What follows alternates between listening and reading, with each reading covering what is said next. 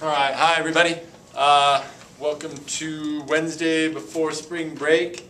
It's where you guys get a nice break and can get some relaxation done right before the AP exam, all right? So today I'm going to talk about, I think it's notes 5 through 8.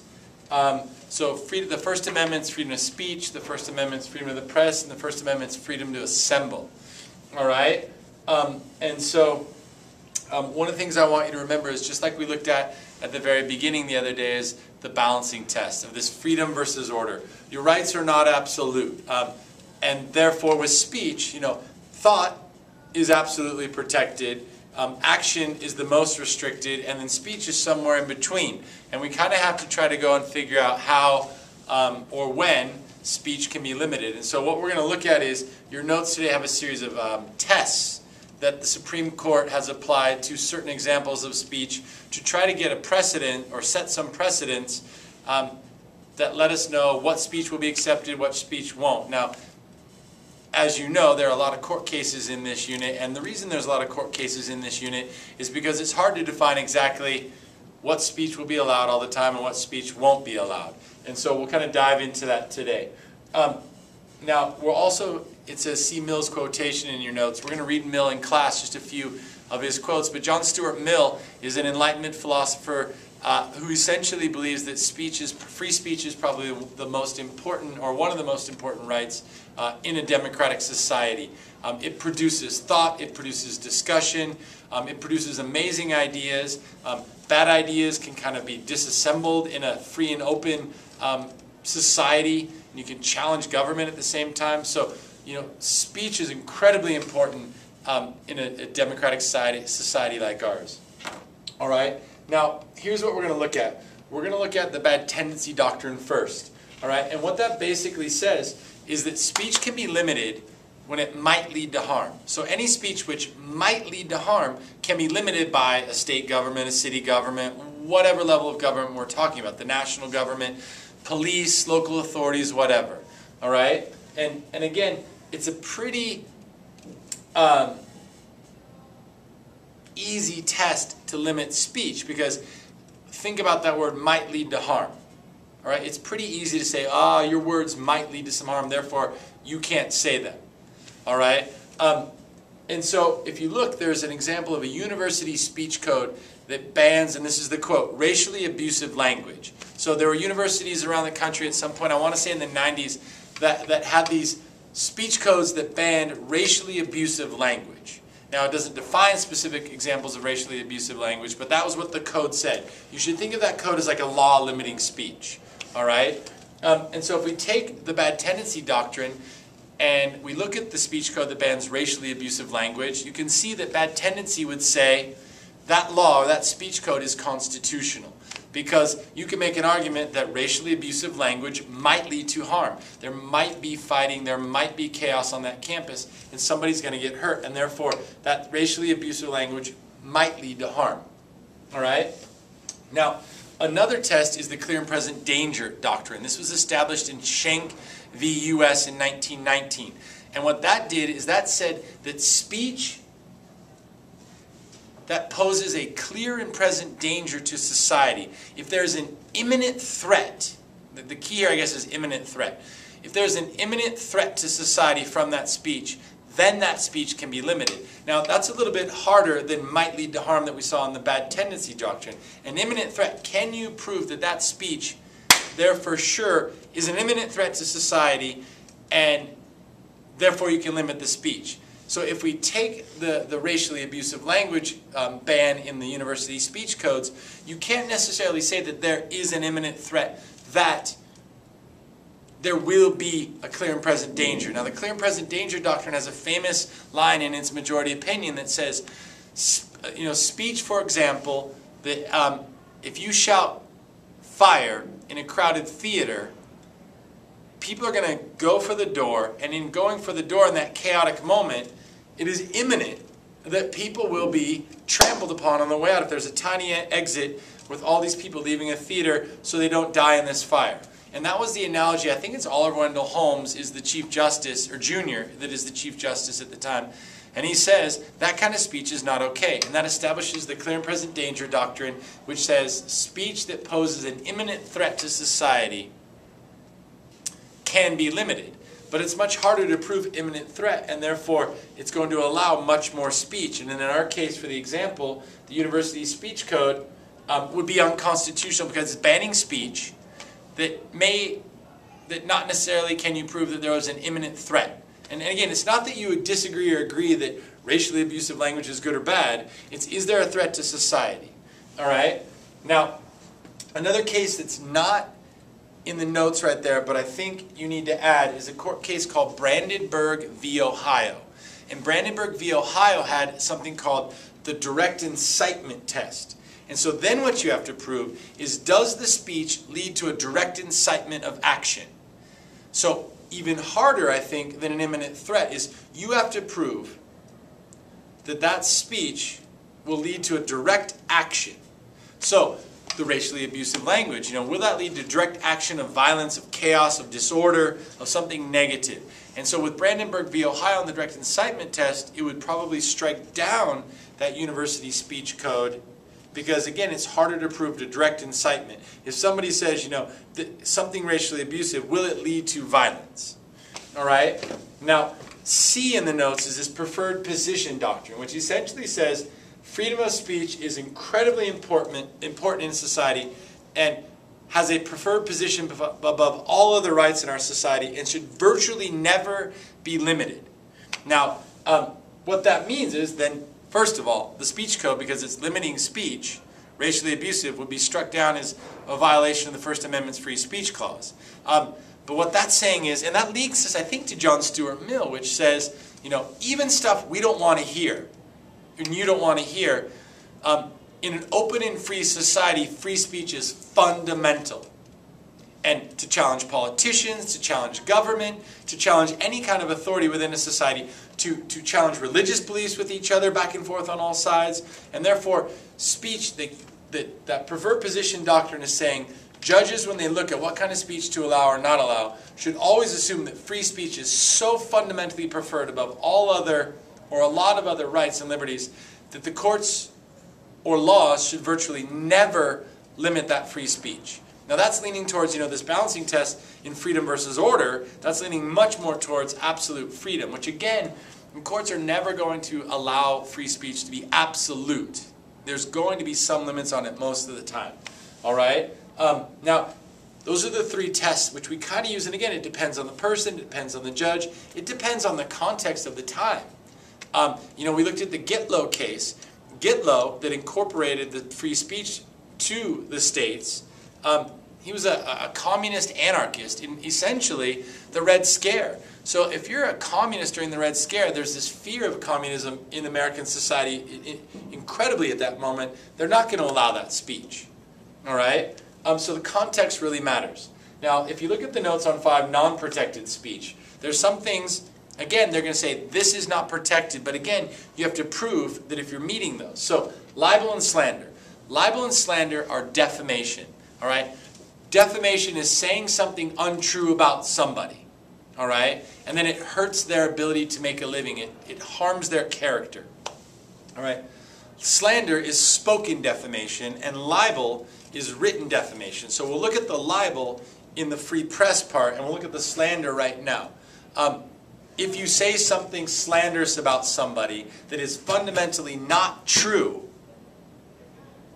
and they can prove that it's not true, then you can sue them for slander, and slander will never be protected. All right? Now, and we'll get more into that with the press. All right? Now, obscenity. Obscenity is not protected. But the funny thing about obscenity, well, not funny, but what is obscene? All right? We have a series of court cases, which we're going to look at in just a minute in speech, or in press, which kind of defines a little bit, all right? Because obscenities are not protected. But the problem is, defining obscenity is very different from individual to individual to individual, all right, in different parts of the country. But obscenity and slander or libel are not protected.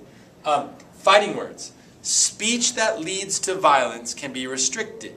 Now again, you have to prove, does that speech lead to violence? So if I'm giving a speech that says one group of people are horrible people, and by the way, here's my buddy with some weapons so we can go after those people, those are fighting words. You know, words that say go out and take action are negatively are fighting words. And those fighting words are not going to be protected. Now, sedition. Sedition has a wide variety of definitions. If we look at early on in our country with the Alien and Sedition Acts that was signed into law by, I think, John Adams, is basically if you even criticized the government, you could be thrown in jail, or that speech could be limited as sedition. If you were criticizing the United States at that point, they could throw you in jail for sedition. Now, when we get into the 1940s, the Smith Act kind of defines sedition as only if you were advocating, it banned advocacy of overthrowing the government. So if your speech was saying we should rise up and get rid of this government, not through voting, but through violence and an overthrow of the government, that was sedition. Now, it's been even narrowed even further at this point, right? And now what we're saying is sedition is only if there's an imminent danger to an actual overthrow. So if somebody's standing on a street corner saying, man, we should overthrow the government, they're not going to throw that person in jail, all right? But if somebody's standing on the corner and says, by the way, I have an army right here, and I just need you to join it so we can overthrow the federal government, with weapons, with tanks and planes and all that kind of stuff, and they're actually urging you to action rather than just simply believing the federal government or the state government or whatever government is bad, that is now the definition of sedition. All right, so it's kind of progressed over the ages to a much narrower, that you actually have to be advocating for the overthrow, and that there's an imminent danger of there actually being an overthrow of the government. And then you're urging people to action. All right, so libel, slander, obscenity, fighting words, and sedition are not protected. All right, now if you move over to 6, again, there's a couple other things that we talk about. One is, at the bottom of the notes, is symbolic speech. Symbolic speech is clearly, we have a court case, Tinker v. Des Moines, in which in 1969, these kids at a high school were wearing black armbands to protest the Vietnam War. The school administrator said, take it off, go. They got it into the courts, and basically what the Supreme Court said is that that is constitutionally protected symbolic speech. We also have something that's incredibly controversial in Texas v. Johnson that says flag burning was a protected form of speech as protest, symbolic speech. Now that's going to anger a lot of people. And however, the courts have ruled, like in 1989, that that's constitutional. And so that laws that ban that are not going to be upheld. But again, it depends upon the context. All right, and now, U.S. v. OBrien was interesting. You had people that were protesting the Vietnam War by burning their draft cards.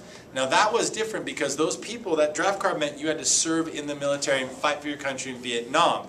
And so in that balance of freedom versus order, they were saying, look, we're at war and we need the order, and we're going to limit that symbolic speech because you're breaking a law, and it wasn't protected as symbolic speech. All right, so I think Tinker v. Des Moines is the case, and Texas v. Johnson is important too, and incredibly controversial. But symbolic speech is a protected form of speech. But again, freedom versus order. And also what I would say is political speech is incredibly protected, right? Especially in the discourse of American politics, to criticize, to judge, to show opposing views. Imagine if a sitting government could limit your speech to criticize them. I mean, that kind of undermines the value of, I think the framers' intent that we should be able to challenge government at any moment, at least in speech. Again, not sedition, but speech. All right? Now, another thing as you see on the notes is this idea of a least drastic means test. All right? Laws cannot restrict speech if there's another way to get around the issue. All right? Or to deal with it. And I think, hold on.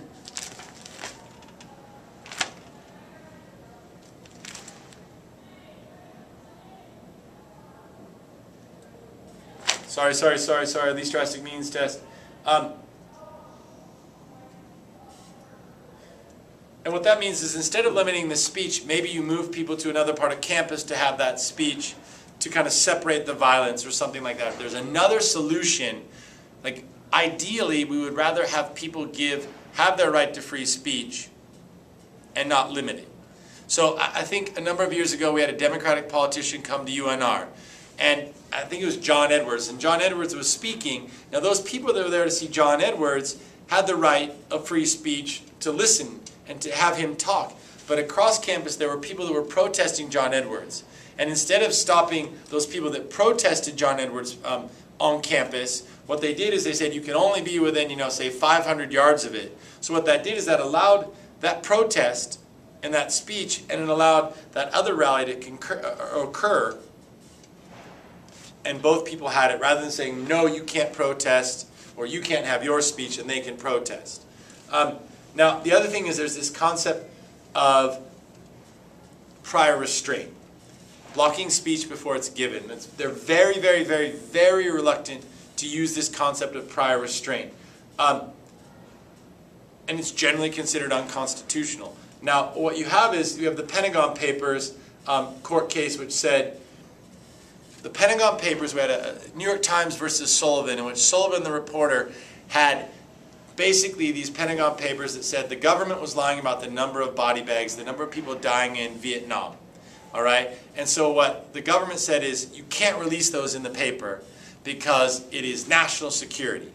All right? And what the court said is, national security, we can use prior restraint, because if it's going to lead to the death of American soldiers, if it's going to lead to secrets being exposed to the public, which might harm our military, they're going to impose prior restraint and not allow that to be published. However, the court ruled in the Pentagon Papers case is that information was going to be embarrassing to the federal government, but did not violate national security.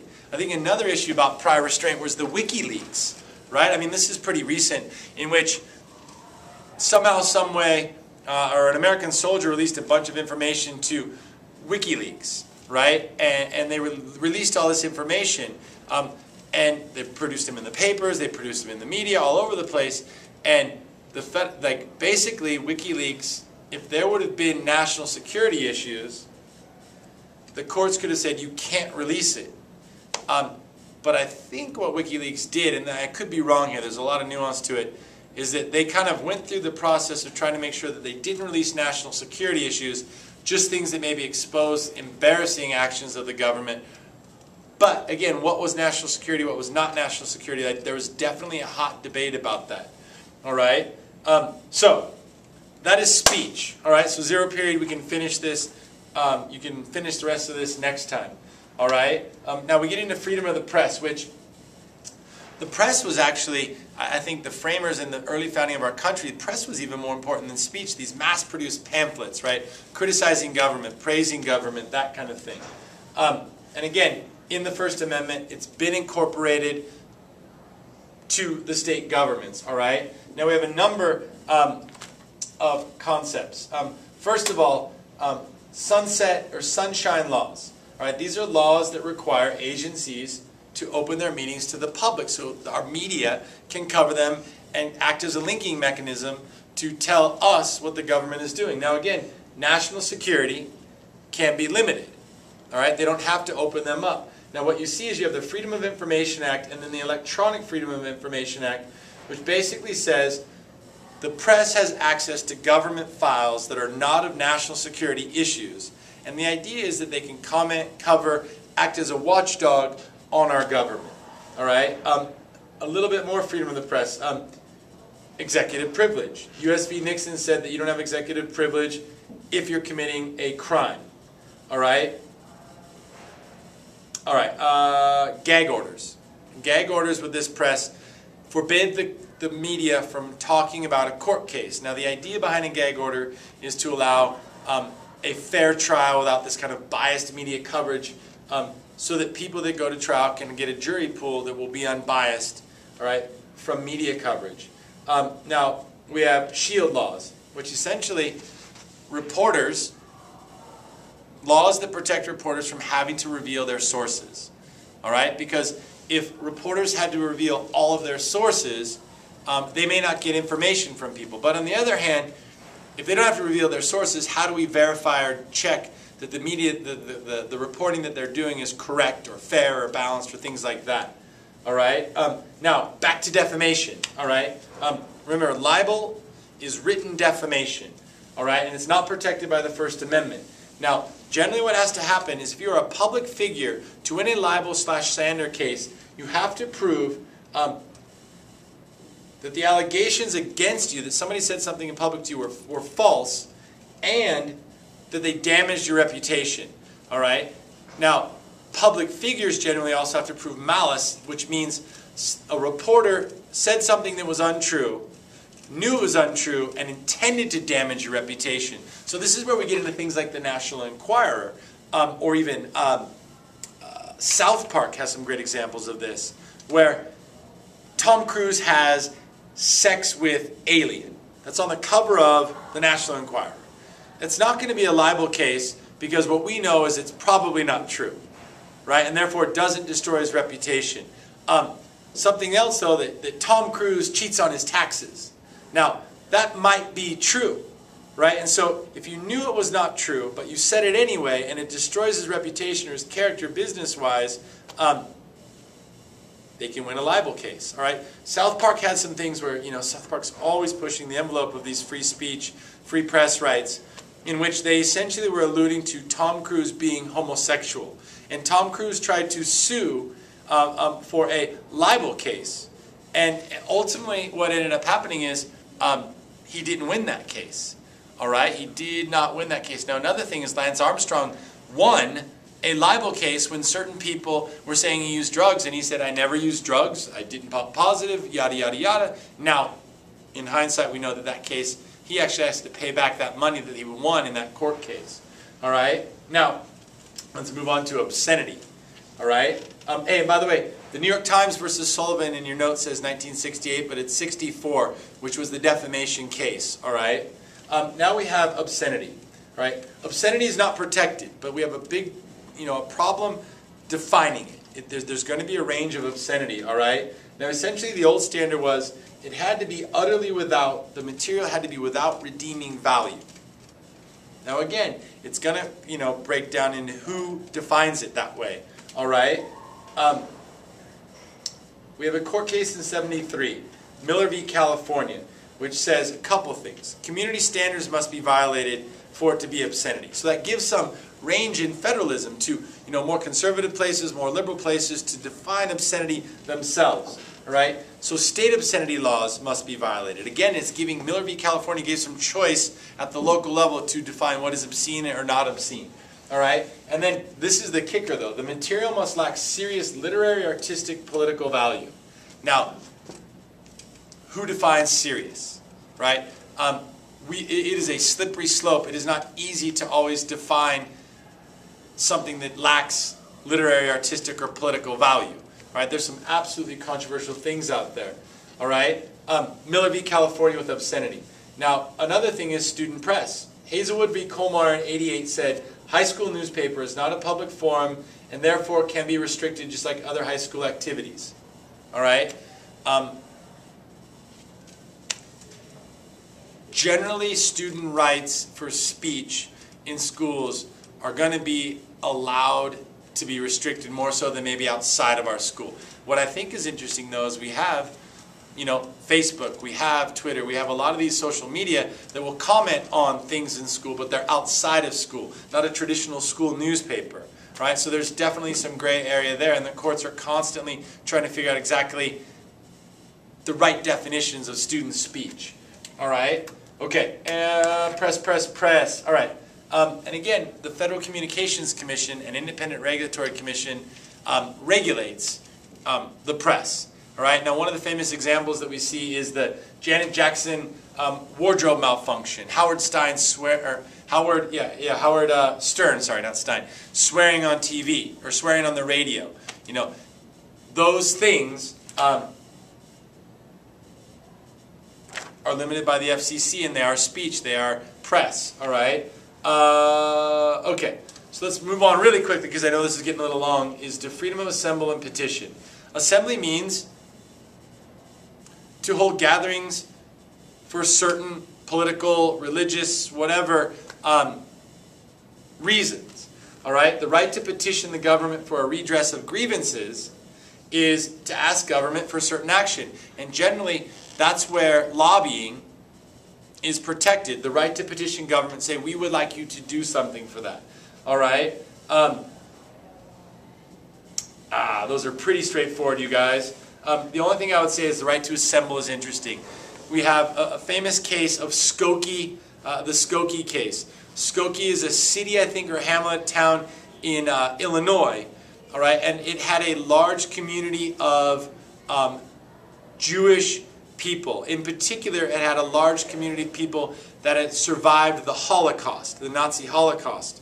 And a group of neo-Nazis applied for the right to have a march in Skokie, Illinois, through this town. So we had these neo-Nazis wanting to have an assembly, a march, in a town that had a whole bunch of survivors of the Holocaust. Now, I think most people would say this is absurd, or that this is vulgar, or that maybe most people would say this is something that would cause a lot of chaos, all right? And so a lot of people would say that's disgusting for that march, therefore don't allow it. But the right to assemble is one of those things where we live in a society that's going to allow things we don't necessarily like to hear. But the question is, if they limit them, who's next? Are they going to limit your speech? Next. And so that's why we're very reluctant to limit any kind of speech, any kind of press, or any kind of assembly, because people are always concerned, what's the next step? Will your speech be limited? Will your assembly be limited? Now in Skokie, they actually ended up ruling and said the neo-Nazis can have their march, and they're going to have police out there to protect the Nazis from being attacked or yelled at or beat up by these people that didn't like what they were doing. Now I think ultimately they didn't have the march, but they were given permission to do it. And again, the idea is, in a free and open society, sometimes we're going to hear things that we don't like, sometimes we're going to hear things that we don't agree with, but the idea is, if you allow that kind of diversity of thought, that diversity of speech, that diversity of protest, you truly live in a free and open society, which is fundamental to a democratic society. All right? Hey, good job. Thanks for watching. Have a good day. All right, bye.